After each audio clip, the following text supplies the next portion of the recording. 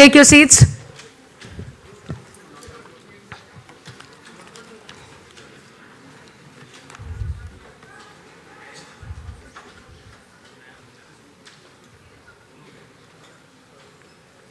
Our memorial lecture. This lecture is being chaired by Professor D.M. Nachane, former Director, Indira Gandhi Institute of Development Research, Mumbai, and former Director, Department of Economics, University of Mumbai. I request you, sir, to kindly grace the dais. The lecture is being delivered by Professor Abhijit Banerjee, Director, Abdul Latif Jameel, Poverty Action Lab, Ford Foundation, International Professor of Economics, Massachusetts Institute of Technology, MIT, USA. Sir, kindly grace the dais.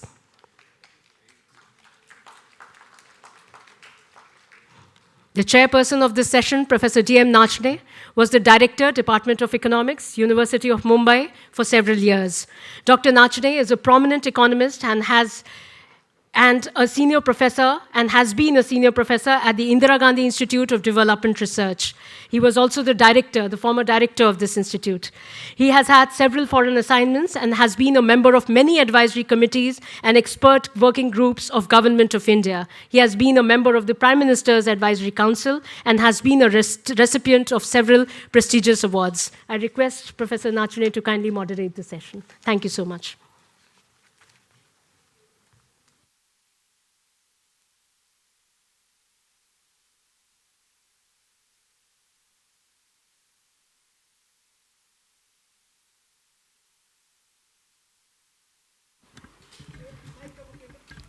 Friends, a very good afternoon to you. Is it on? Yes, it is. Yeah. Friends, a very good afternoon to you. I deem it a privilege to chair this lecture in memory of Professor Deepak Majumdar, to be given by a very eminent economist, Professor Abhijit Banerjee. Professor Deepak Majumdar, who tragically passed away in August this year, was a frequent visitor to IGIDR and very well known among the profession of Indian development economists. He did a great deal of work on labor markets and employment, and through his writings and mentorship of young economists, he influenced a generation of policy and empirically oriented development economists. A PhD from London School of Economics, he taught in Presidency College and London School of Economics, and then joined the World Bank in 1970s. He initially worked on development economics and published some very well-renowned papers in prestigious journals early in his career. After his retirement from World Bank, he was closely associated with the Institute for Human Development and this society, the Indian Society of Labour Economics. Being a dominant presence in Indian labor economic scene for more than half a century, from his publication in 1959 on shadow wages in the Review of Economic Studies to his publication in 2017 on Indian inequality in the EPW.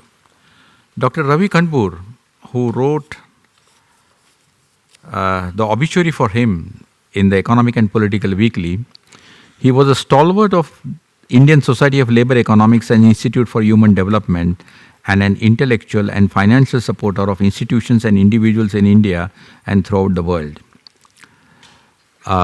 We will greatly miss him. We'll greatly miss him in this conference. Our speaker today is Dr. Abhijit Banerjee, who is also no stranger to IGIDR, having visited the IGIDR several times earlier. He is currently the Ford Foundation International Professor of Economics at MIT and a co-founder of the Abdul Latif Jameel Poverty Action Lab, along with fellow economists Esther Duflo and Sendil Molanathan. He was a president of the Bureau for the Research in the Economic Analysis of Development, a research associate of the National Bureau of Economic Research, a research fellow at the Center for Economic Policy Research, and international research fellow of the Kiel Institute in Germany, besides being a fellow of the American Academy of Arts and Sciences and a fellow at the Econometric Society. He has contributed widely.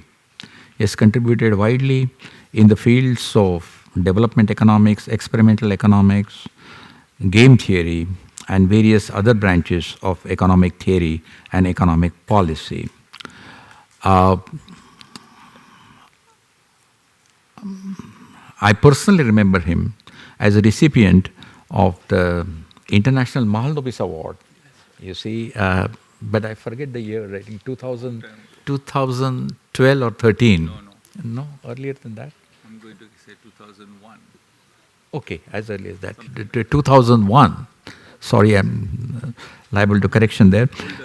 Yeah, you see, so it was in 2001 that he was awarded the International Mahalanobis Award, which also is a prestigious award. Earlier recipients being Professor Sukhomoy Chakravarti, Professor Amartya Sen, and Professor N.S. Iyengar. Okay, so I'm really happy that he is here with us today, and all of us are eager to listen to his talk on getting us out of the poverty trap. Okay, thank you very much.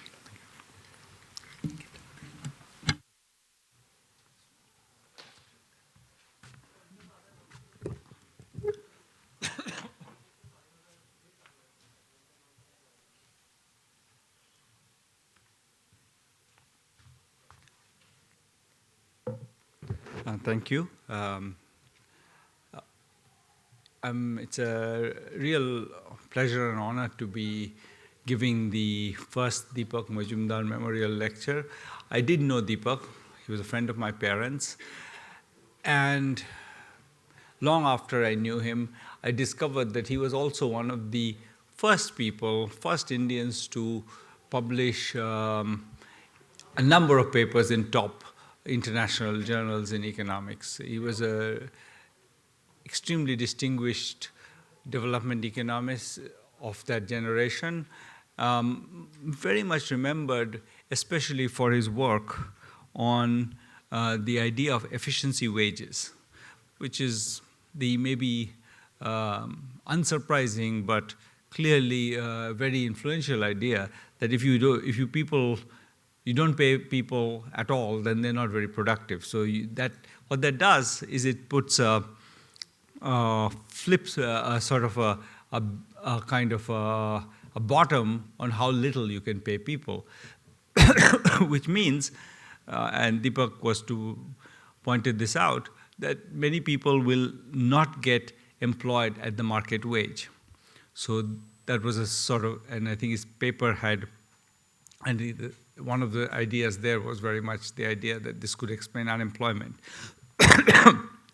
And in particular, again, I think as he pointed out, is the people with slightly lower productivity who could end up much worse off. Your productivity could be only slightly lower, but if some people are going to be excluded from the market, it's going to be people who are at the bottom of the productivity distribution, and those people may get nothing. So you may get some people who are just above that cutoff who will get, paid enough to be productive, and then there'll be people who'll basically get paid nothing.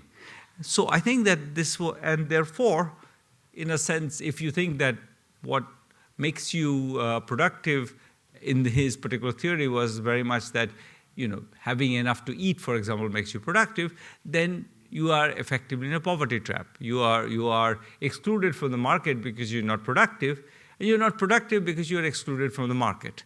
And that idea of a poverty trap was then developed in a very nice series of papers by Partha Dasgupta and Debraj Ray. And then there's a book by Partha which developed this theme and sort of makes a kind of a claim that this could be a theory of underdevelopment. T.N. Srinivasan, another person who tragically passed away recently, argues in a review, a short review of Dasgupta's book, which I think has been quite influential, that the numbers do not add up to the story that Partha and Debraj and implicitly Deepak Majumdar were trying to tell, because basically the income elasticity of nutrition is too low. So people, when they get richer, they quickly switch towards more expensive calories, and as a result, the idea that if I make them a little bit richer, they're going to then eat a lot better, get a lot stronger, and therefore will get a lot more productive, doesn't seem plausible. The nutrition elasticity of productivity also seems low. Both elasticities, whenever estimated, they're closer to 0 than 1, and therefore he makes the case that you can't tell if the elasticities are low, so that if I give somebody an extra 100 rupees to eat, he's still going to only add a small amount to his nutrition, and therefore, and further, the small amount of nutrition will have a small effect on his productivity. Then the 100 rupees you give him is not going to bring 100 rupees back. It's going to bring less than 100 rupees back, because so the 100 rupees won't increase his income by 100 rupees, it's going to increase it by 20 or 30 rupees, and therefore you cannot have a poverty trap. That's the argument that TN made in his 94 review of Partha's book. Now, interestingly, especially given that claim, the idea of poverty traps nevertheless has continued. People have continued to somehow feel that there is something to that story. So I'm going to explore that story in today's lecture. So there's multiple reasons. So nutrition is just one reason why you may have a poverty trap. There's work that we did and others did in the early 90s, arguing that credit constraints can generate poverty traps. So if investment is lumpy, meaning you have to have a minimum amount to invest in order to be able to be productive, which is plausible. There's no point having a shop where you have 2 packets of biscuits.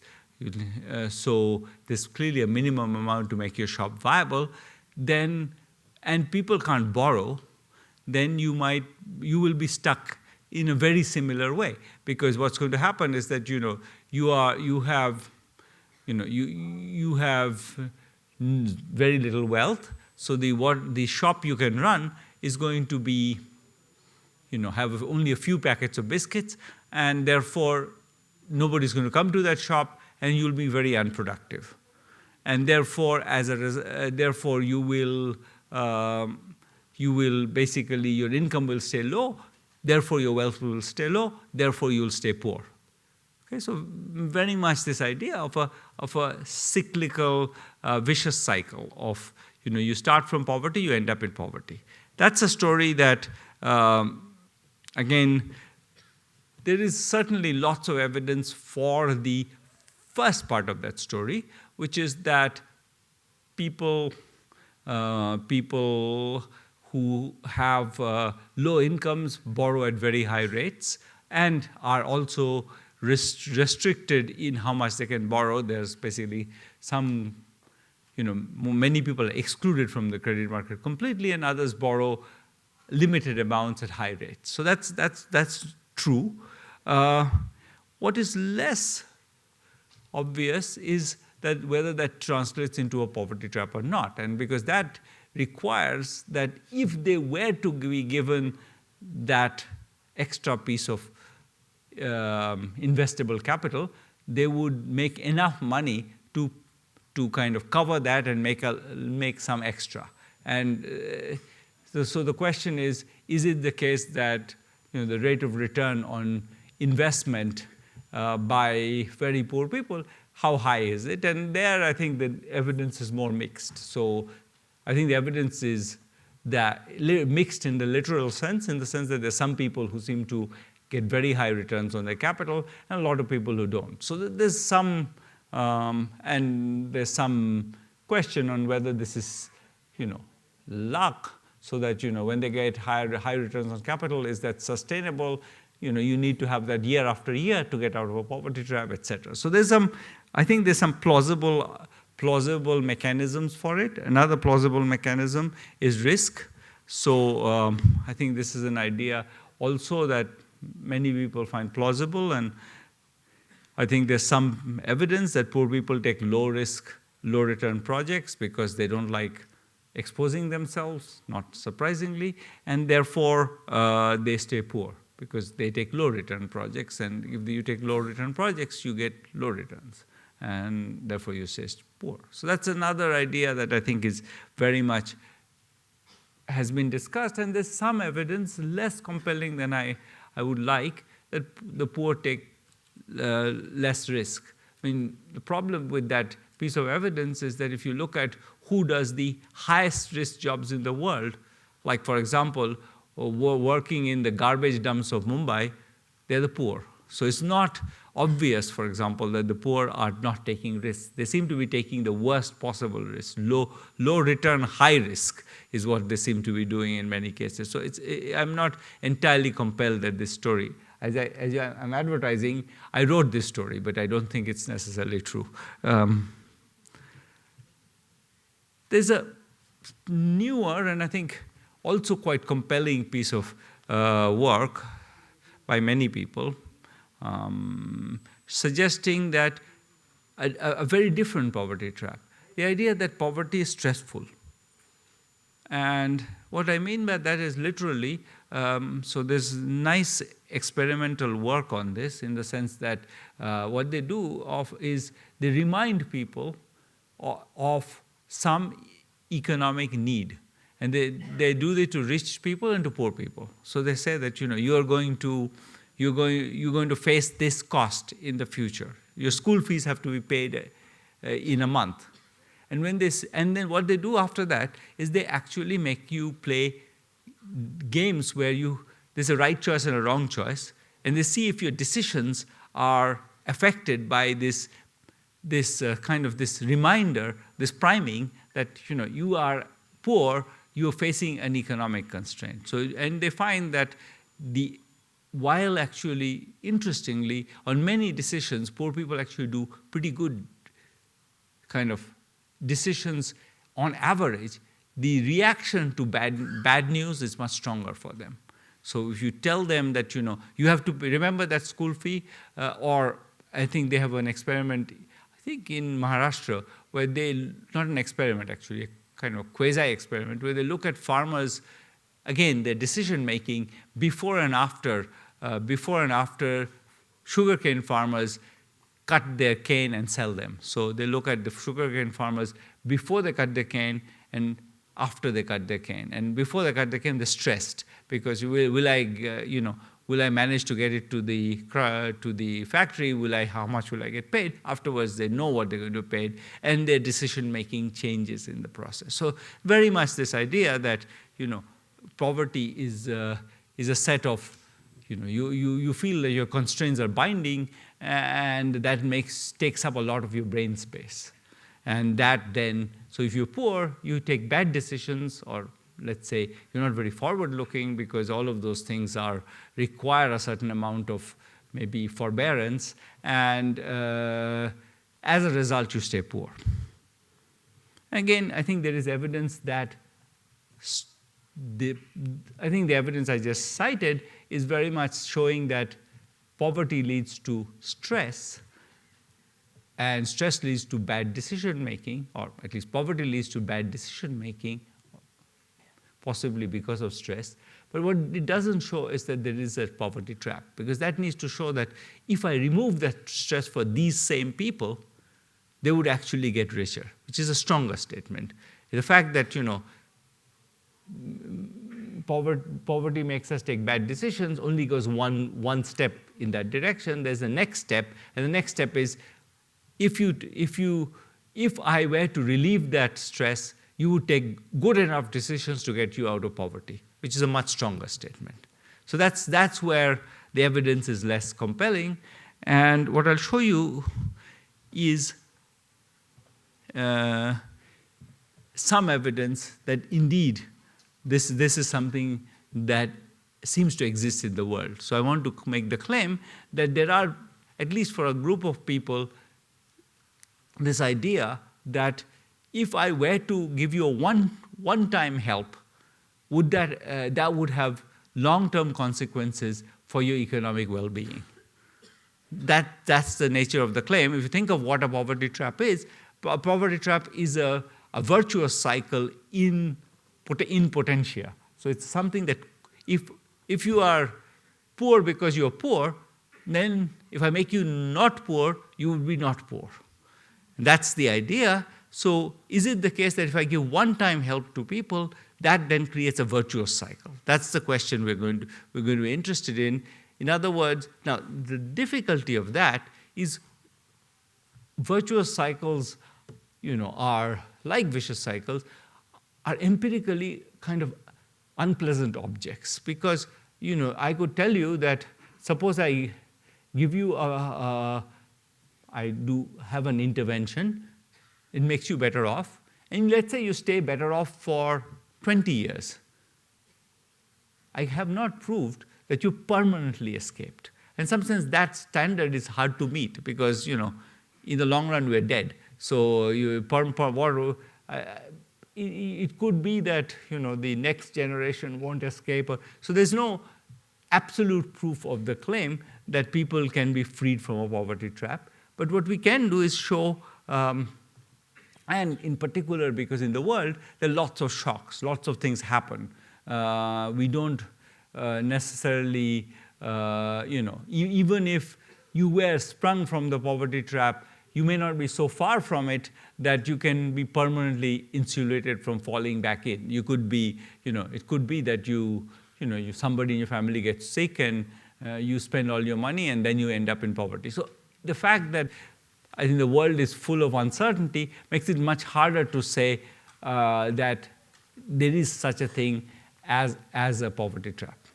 So with that caveat, what I'm going to show you is results which I think make it much more plausible that a poverty trap, that at least some poor, very poor people are in a poverty trap. So I'm going to show you evidence from India and then from across the world. So what is this? What is the intervention I'm going to talk about? I'm going to talk about something that's called it's called interchangeably the graduation approach or the ultra-poor program. And the reason why these are two alternative names exist, partly is because there are multiple people kind of who are sponsors of this program, and they each want to have their own name. So the idea comes from BRAC, which is this NGO in Bangladesh, and they have implemented this program for over 100,000 people. The program is very simple, at least to describe, not necessarily to implement. It's a combination of multiple interventions. You have people who are, the first step of the intervention is to identify who the poorest of the poor are. And the way it's done is usually by getting the village community to identify who among them is the poorest. So that's the methodology they describe. So you start by identifying the ultra poor. Once you got that list of people, you give them a combination of many interventions. One of them is an asset. And I want to emphasize the word give. This is not a loan product. It's not something you have to pay back. It's literally a gift you give to people. But I think one of the things they very much insist on is that's not enough. Because in particular, the people they are often targeting are women who happen to be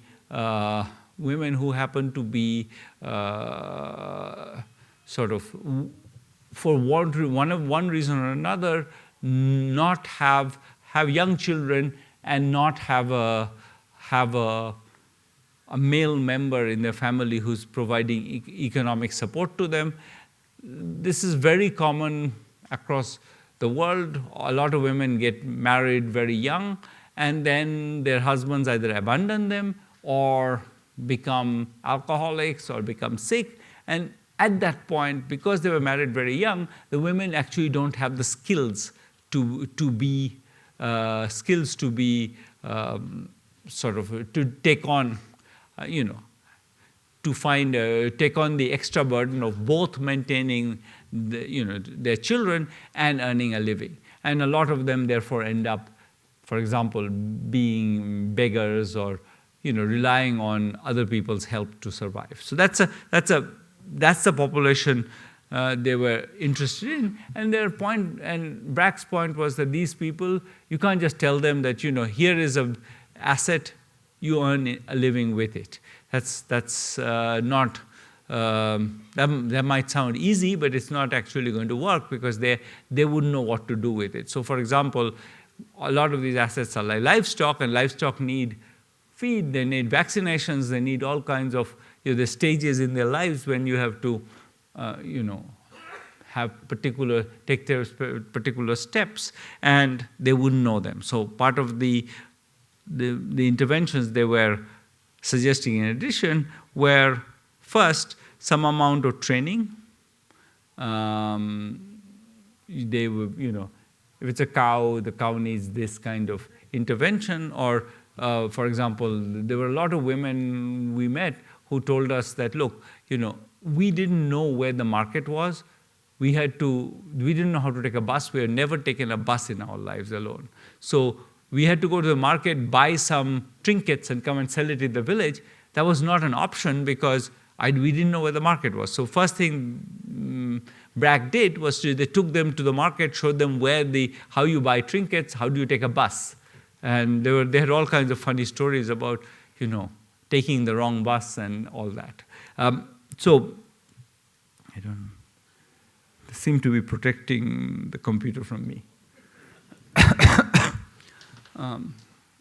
In any case, I can keep going for a little bit.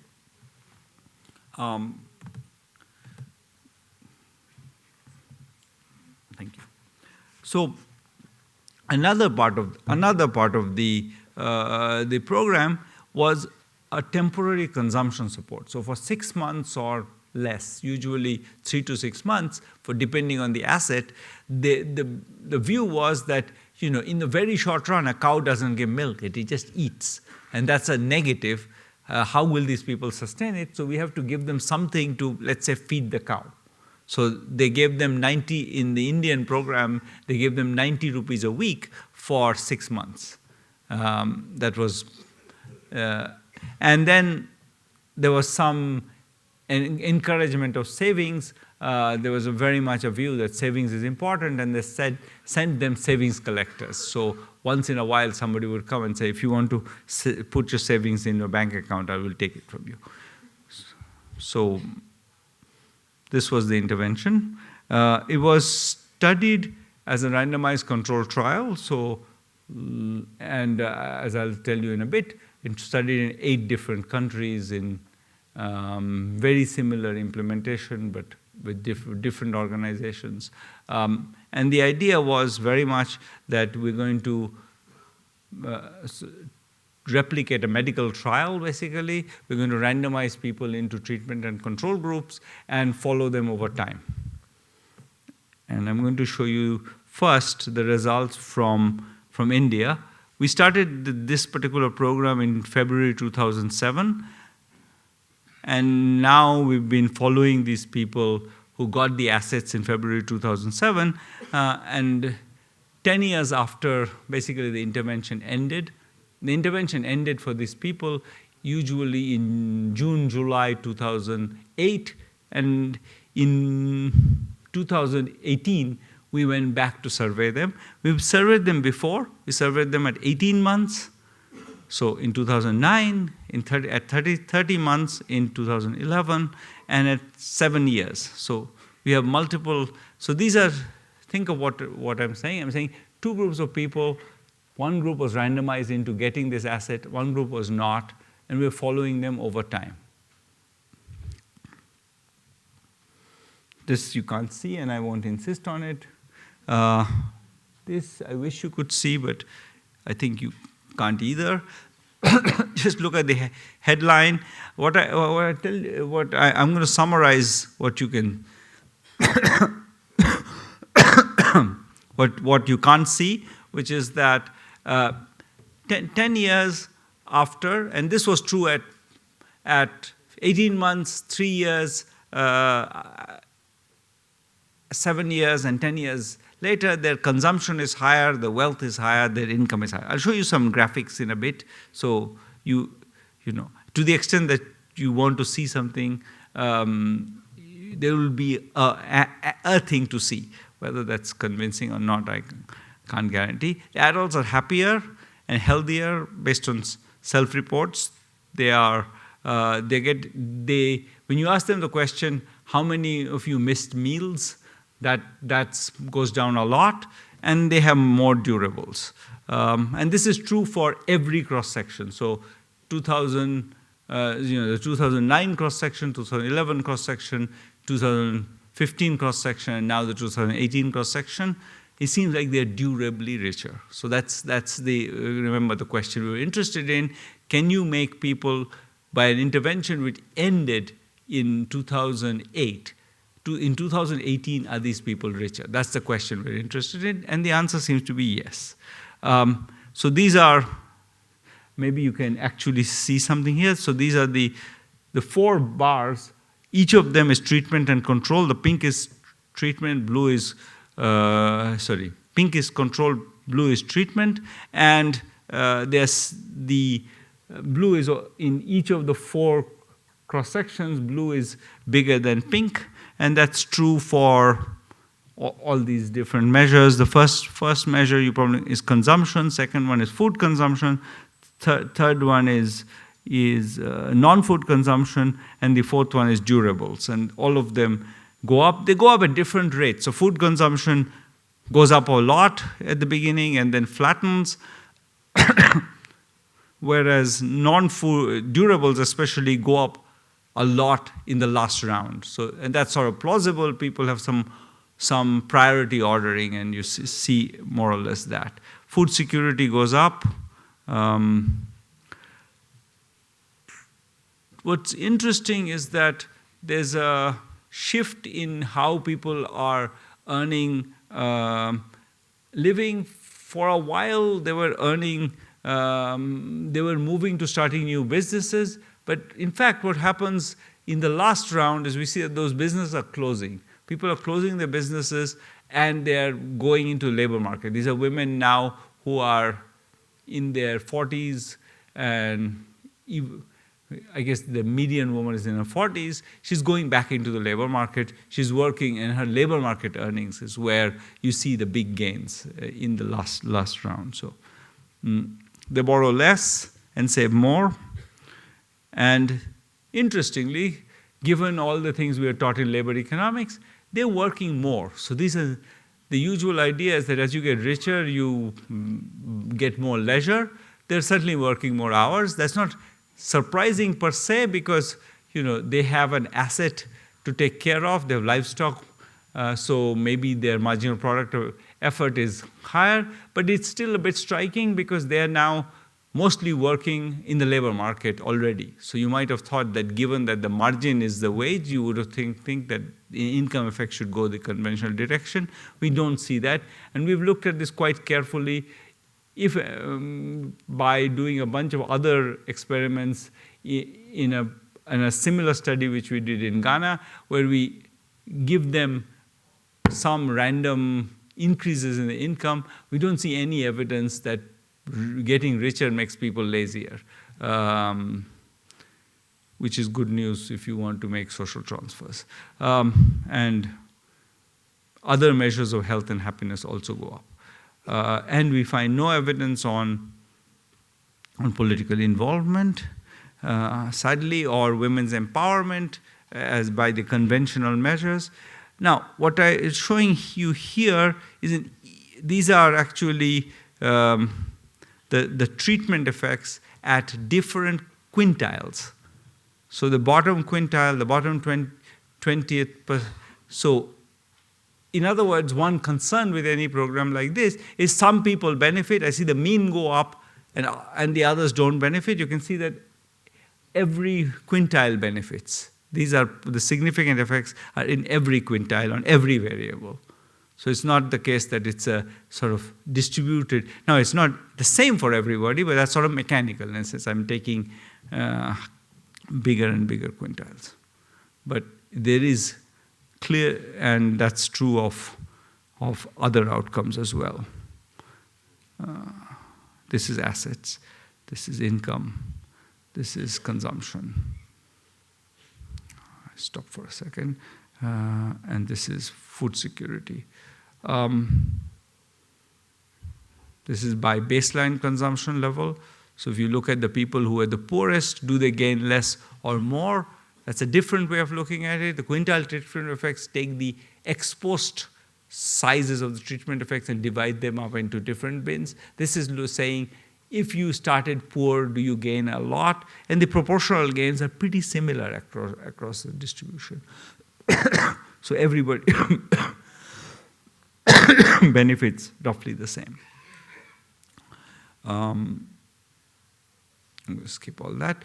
Okay, so this is parallel study. They were all actually done part of the same kind of group of studies. They were all paid for by the same donors. And Bangladesh there's a study of the same program. In Bangladesh in India it's run by Bandhan in West Bengal. In Bangladesh it was run by BRAC. And you find very similar effects in West Bengal and Bangladesh. Again, after 7 years, the last data I've seen from them is after 7 years, and after 7 years, people are better off by about 40%. The treatment group is 40% richer. That's about the number we have also. Now, this is from more countries, but fewer data points because some studies started a lot later. And you can see that in India, Ethiopia, Ghana, Pakistan, and Peru, there's significant improvements in consumption. In India, actually, income doesn't go up in the first round, but after that, income goes up, and asset value goes up. In this particular round, we didn't have the asset value, I guess. And then you can see that in India, that's what I was saying, income goes up, consumption goes up. This is year 3, so a bit later. And you can see that in Pakistan, you can see in Ethiopia. The one place it didn't work was Honduras. So reassuringly, across the world, in very different countries, the same program has not similar, but has positive effects everywhere. Some places the positive effects are bigger. They're bigger in countries like India and Ethiopia and Bangladesh, which are the poorest countries in a sample. Pakistan is poorer than India, but in Pakistan the sample was richer. So the biggest effects seem to be among the poorest people. Maybe not surprisingly. Now, the question then is, do we need the whole package? Do we need everything? Remember, I gave you a long list of things we did. So in Ghana, we organized the experiment so that we could test out that. So one of the things we did was we provided the asset and nothing else. So people were given the asset, but they were not given the coaching, the training, the consumption support, etc. And when you see that, does not have a positive effect. And if you look at, we also did another experiment in Ghana where we gave them just the access to the savings. That has a short-run effect, positive effect on income, but it fades away very quickly. So neither of those get you out of the poverty trap. So luckily, given that my ability to speak is dwindling, I'm on my last slide. And I want to, so to conclude, it is possible to durably increase earnings, at least for the poorest of the poor. it supports the idea that poverty traps are real. And I think it's very important. If we believe this, then it says a lot about, the design of social policies, because it says that at least for a group of people, very much at the bottom, it's possible to the way we've designed our social policies is to give them a little bit of help, and maybe the little bit of help over many years is less useful than a more concerted one-time help that will last for a year, but will stay with them for 10 or 20 years.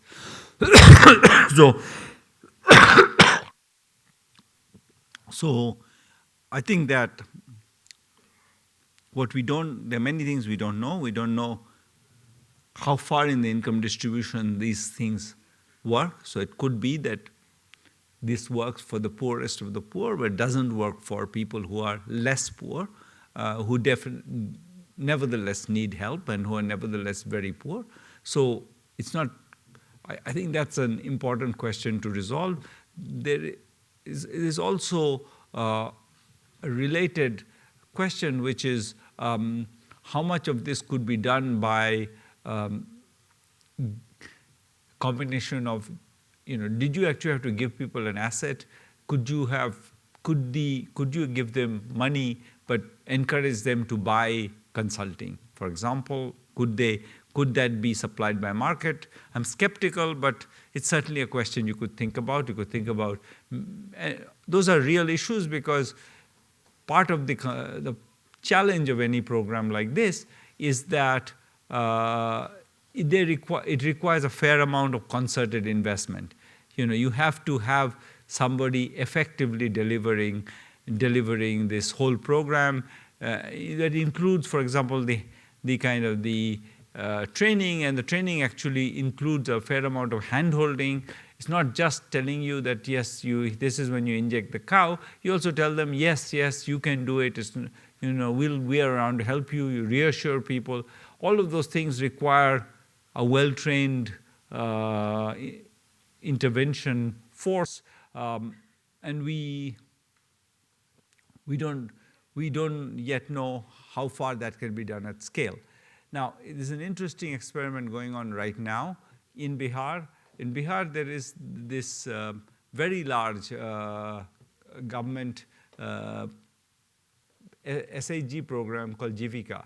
The SHG program is now taken on to extend this particular intervention to 100,000 people, with the SHG staff acting as the person who provides the training and the hand-holding. So in other words, it's going to be delivered by the government.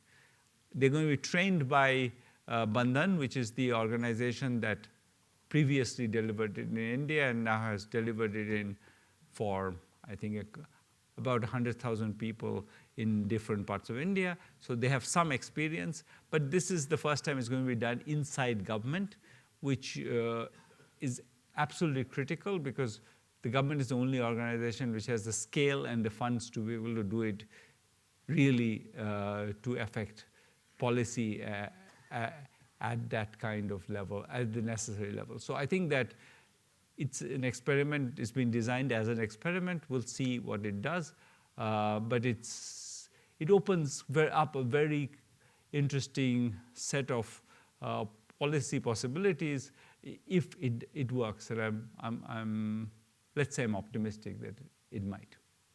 Thank you.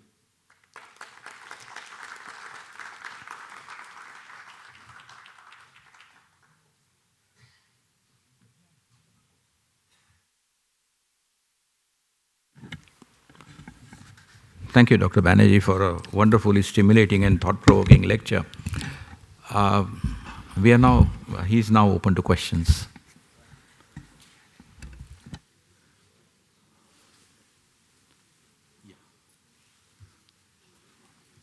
Abhijit, the World Bank has data showing an extremely dramatic reduction in poverty in recent years.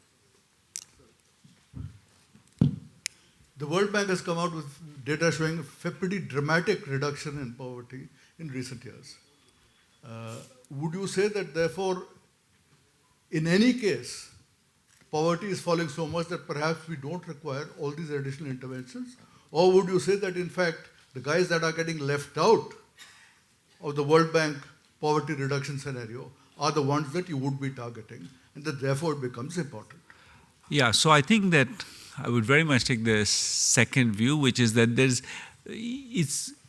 I think it's plausible that there's 10% of the population, or maybe 6 or 7% of the population who this program has been targeted to historically, who are actually much harder to get out of poverty. Now, interestingly, we do see that even among that population, the fact that labor market opportunities have been improving in rural India, we see in our control group that they are actually doing better. So I do feel that there is things that are happening. I think Narega had a big effect on wages, as Karthik Muralidharan's work has shown.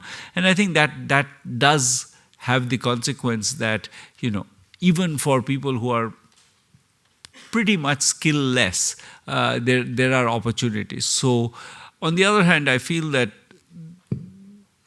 the structure of, for example, Narega work, the fact that, for example, the provision for providing childcare on site has basically been ignored almost everywhere, means that it's much harder to for women of this particular group, which is women who have young children and no social support, to be able to access that. So this is a group for whom I think it's much harder to see what mechanisms exist that are going to help them a lot. I have a question, Professor Banerjee. Here I am, this side. Sir, this side. I can't, the light is on my face, Sir, to your left. You have to forgive me. To your right, yes. My right, Here. That's better. This is Salim Rahan from Bangladesh, and I was really, thank you, Professor Banerjee, for your excellent presentation. But I was not really quite convinced when you say that, through this intervention, poor people can get out of the trap, because you could not really show us very convincingly whether they got richer or it was movement from extreme poor to less poor. So, because when you say poor, there is a kind of, poverty line income, or, whether they are crossing that poverty line income. So if you could show us something like, how many of them actually became non-poor, rather than just shifting from extreme poor to less poor. I don't agree with that richer. So probably that would be more convincing. Thank you. I think that's just words. I don't want to engage in that. I think of becoming less poor as becoming richer, and there might be a deeper point there which I missed. Yes. Good afternoon, sir.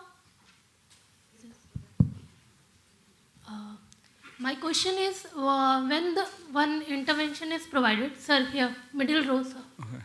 Sorry. When an intervention is provided, so when the consumption is increasing or the wealth holding is increasing, the treatment group, are they shifting from one strategy to another? Suppose they were initially having more livestock, now with more income or more assets, because they are migrating more, because poorest of the poor are unable to migrate. When there is an intervention, are they migrating more?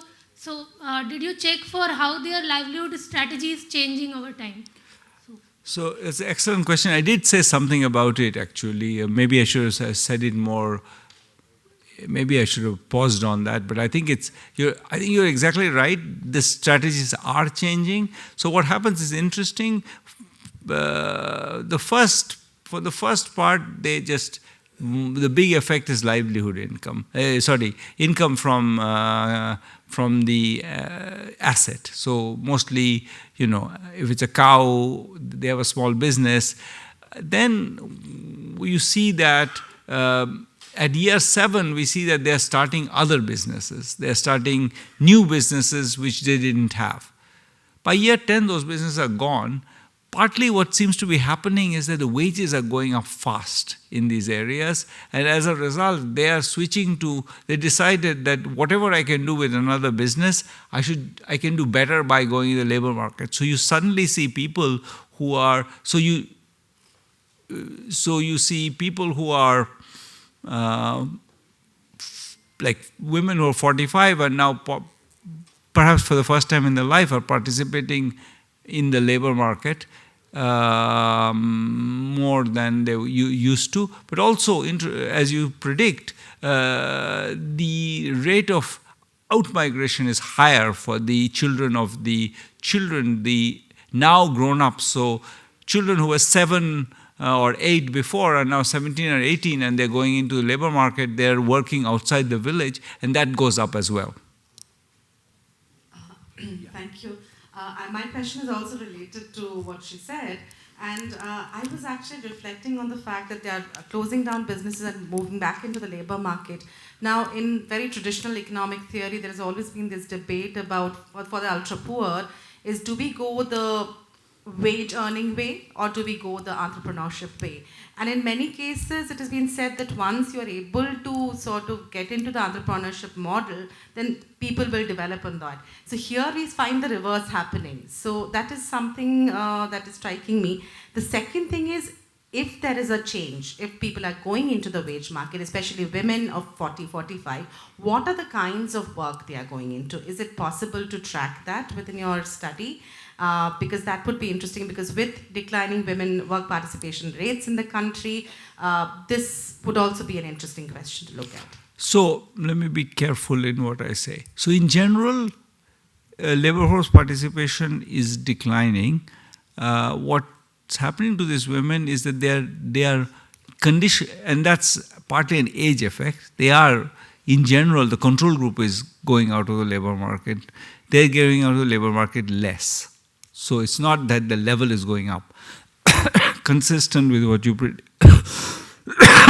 predict. Now,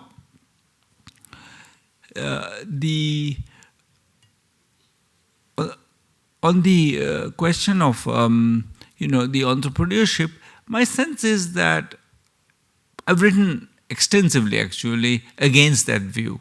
I actually think, you ask most people, do they want to be entrepreneurs? They say no, very explicitly. They don't like running businesses. It's too stressful, too much. So I think people love have jobs. And I think partly what's happening to these women is that they are, if they're suddenly shutting down the business, partly that's also an age effect. They're getting older, they're getting out of the labor market, partly because their children who were 14 when we looked at them now are now 17 or 18. And they're the young men are going into the labor market. And that's paying for the family. So at this point, the mother is going back to either working in the village, Narega work, or taking care of the livestock, and the family is being sustained by the young men. So I think one of the big effects is the young men going out and getting jobs in brick kilns and on going to the city and all those. So I think that's mostly, I think she's probably pretty happy to shut down the business. It doesn't seem, yeah. Just 2 more questions, please. Yeah. Hello. Do you think direct income transfer is an effective instrument to help people to come out of poverty trap? I did try to raise that question. So one question you can think of is, one version of that question is what I was raising, which is, if you gave these people a lump sum of cash, would have the same effect? And I'm skeptical, but I think we don't know the answer to that. So now, direct income transfer means something else. It means instead of giving them a lump sum of money, like 10,000 rupees or the equivalent of the program I described, maybe now it's going to be like 13,000 rupees worth of cash. Can you give them, if you give them a monthly transfer, the equivalent of that is going to be a few hundred rupees a month. Would that have the same effect? I don't think so. I think it's a very different thing. A few hundred rupees a month has some advantages. Suppose you buy a cow and your cow dies, you're kind of done. Whereas, this is something that's sure. It's going to have, that's the advantage. The disadvantage is that it really doesn't give you a way to expand your income earning opportunities. You get that amount of money, but that's too small to buy an asset. So you're not going to change your livelihood. So I think there is a sense in which that's a different strategy. We're doing a very large and very expensive randomized control trial in Kenya, exactly asking that question: should we give people lump sum or a steady income stream over a long time, over 11 years? And it's just, we'll have the first round of data in a few months, and I'll be able to say something about that. But of course, the study will go on for many years now. Hi, sir. And then you. This is a curious question. Do you do any workshop before giving the money to them? Where to spend that money and what they do with that money? Second question, curious question is, what is the distribution of, consumption distribution? Where they go? They buy the clothes, or they buy some fancy dresses? What they do with the money? Or they consume nutritional things they eat? That's all. Thank you. So I did answer actually the second question. I'll repeat my answer. In the first one, in fact, the way the program is implemented, once people are selected, they are asked what asset they want, and there's some discussion that happens there one-on-one. There's no workshop, but the workshop is a continuing workshop. Everybody gets training and hand-holding separately. So they're not a collective workshop. It's done individually with them in their homes. They get told, if you chose a cow, if you chose to go to the market, they take you to the market a couple of times. They show you how to get on the bus, all those things. So it's literally, it's not a workshop. You engage with them one-on-one. On the second question, the answer is actually surprisingly, food consumption goes up pretty fast at the beginning and then flattens. So first effect is a substantial effect on food consumption. Professor Banerjee, Last question. Assuming that if I'm assuming that if this is an RCT, we are comparing the two sets, one which on your right at the back row. Yeah. If we're having an RCTs, we're actually comparing two sets where people started not having any assets. How does their performance compare with people in the region who already did have the assets? I don't know. I think that's a perfectly legitimate question, but it's an expensive one to. Who are comparable people who already had assets? I have no idea. So we don't know the answer to that question. I'm sorry, but I think we'll have to put a stop to the questions now. I thank Professor Banerjee for a very interesting and highly provocative lecture, and I declare the session closed. Thank you, Professor Banerjee. Thank you so much, Professor Nachane and Professor Banerjee, for this very engaging lecture. Thank you so much. I request all of you to kindly remain seated. The plenary session on care and labor market is about to begin. We'll just need, in the next 2 minutes, just 2 minutes for the stage preparation. Thank you, Professor. Video. Please. Yeah, I think that was a good idea. You will